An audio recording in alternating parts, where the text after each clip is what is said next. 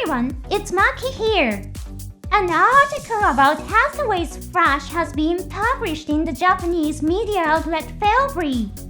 It contains an interview with Shuko Murase, the film's director. In it, he talks about the kind of expression he aimed for in the second film and the elements he considered important. Today, let's take a look at Mr. Murase's comments together. I'm sure we'll discover some interesting new insights along the way. Please be careful. Today's discussion will contain major spoilers from the film. If you want to watch the film without knowing anything about it beforehand, I recommend skipping today's episode. However, coming back to this episode after you watch the film will probably enhance your experience. Are you ready? If you'd like to, please consider supporting my channel by joining the 99 cents monthly membership. As a thank you, you'll receive a name badge and special comment stamps. Alright, let's take a look at the comments together. Mr. Murase also worked on the production of Gundam Unicorn. He discussed the differences in production methods between Hathaway's Flash and Unicorn. When creating the visuals for Gundam Unicorn, the composition was first decided upon using hand-drawn illustrations. The mobile suits were then created as 3D models and animated. However, Hathaway's Flash included many battle scenes set in locations with complex terrain. For this reason, they opted for a method whereby the entire scene was created as a 3D model from the outset of the composition planning stage.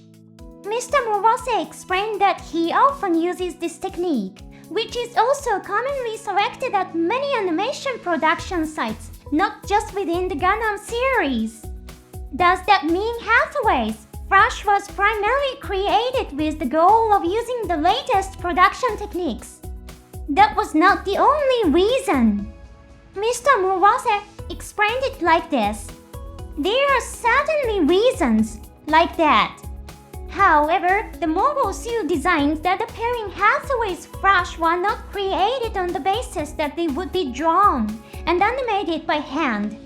If this had been a production environment 10 years ago, people would probably have said it was impossible and criticized us for trying. Even if a huge amount of time and money had been invested in producing the animation, completing the final finishing work would likely have been extremely difficult. Fortunately, the production techniques were established during the first film, enabling us to give mobile suits like Circe, which appeared in the second film's story, an active role. We succeeded in depicting mobile suits with complex mechanical structures and numerous gaps.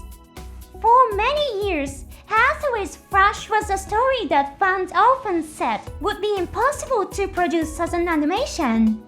This was not only due to the complexity of the story itself, but also because the mobile suit designs were simply too intricate. This story is a story that was completed through the use of the latest technology. Throughout the Gundam series, Gundams have always been depicted as the most advanced machines in their respective worlds. In that sense, the Hathaway's Flash film is a Gundam story in its own right.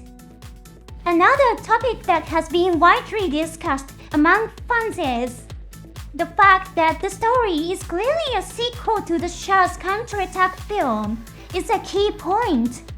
This is a complicated topic. For those encountering this topic for the first time, let me explain. The original novel Hathaway's Flash was not written as a sequel to Char's counterattack. Instead, it was created as a sequel to Belto Chica's Children, which was written by Yoshiyuki Tomino and is based on an early draft of Char's counterattack that developed differently from the film. All of these stories were written by Mr. Tomino. Belto Chica's Children is the subtitle on Char's counterattack is the main title. In the climax of Beltochika's Children, Hathaway no experiences a tragedy. He ends up killing his first love quest Perial with his own hands. To stop the mobile armor that Quest is piloting, Hathaway fires his beam rifle. However, the beam he fires destroys the cockpit of the mobile armor with perfect accuracy. This scene unfolds differently in the film version of Char's counterattack. Quest dies as a result of an attack by Chin-Nage. Hathaway then witnesses Quest being killed right in front of him and becomes confused, ultimately killing Chain. In the novel Hathaway's Flash, there is a scene in which Hathaway struggles with his feelings. At that moment, Quest appears and tells him, "You are the one who killed me."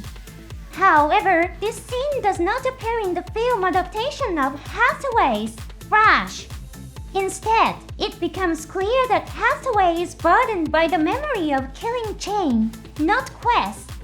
In a recent interview, Mr. Morose also said that the film was produced as a sequel to Char's counterattack. Now let's take a look at Mr. Morose's comments. When we started producing the first film, the decision had already been made to make it a sequel to Char's counterattack. However, the overall flow of the story did not change significantly during the production of the first film.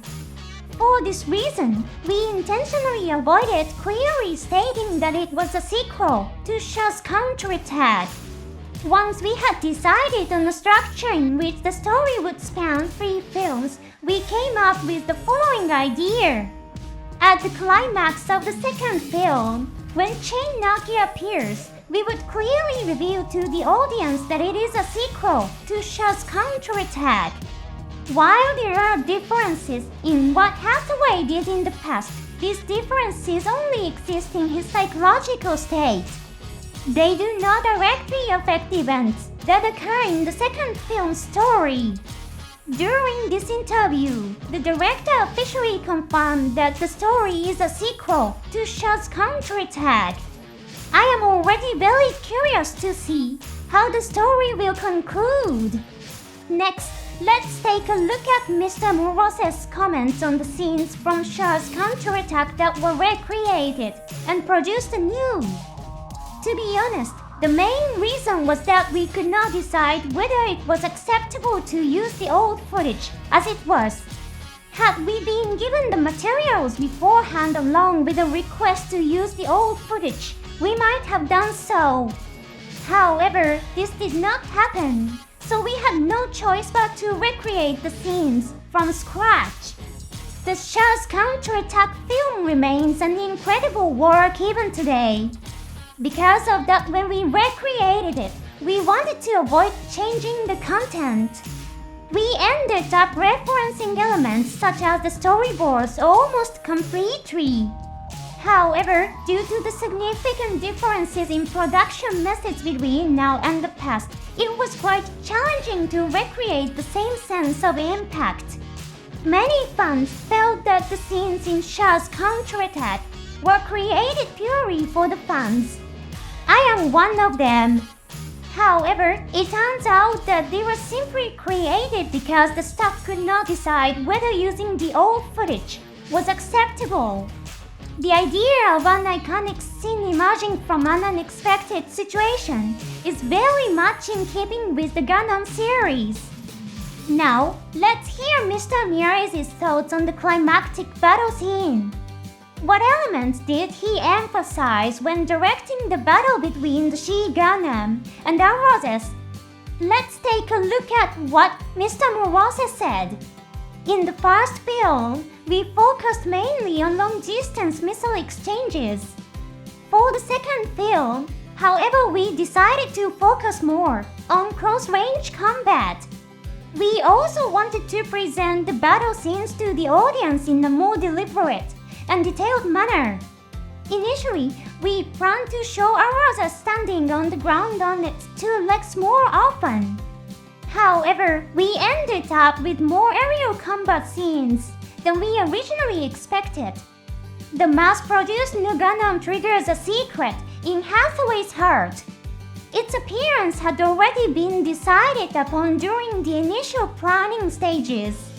Then Nara's collapses, revealing the new Gundam inside. This is the climax of the second film. Some fans may have felt that the new Gundam's appearance was merely a ploy by Bandai to sell plastic models.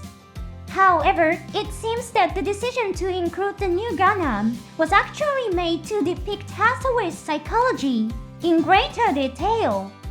Hearing Mr. Morose's comments may lead you to make new discoveries when you watch the film again. I hope you will enjoy the story even more. Thank you very much for watching until the end. I look forward to seeing you again in the next episode.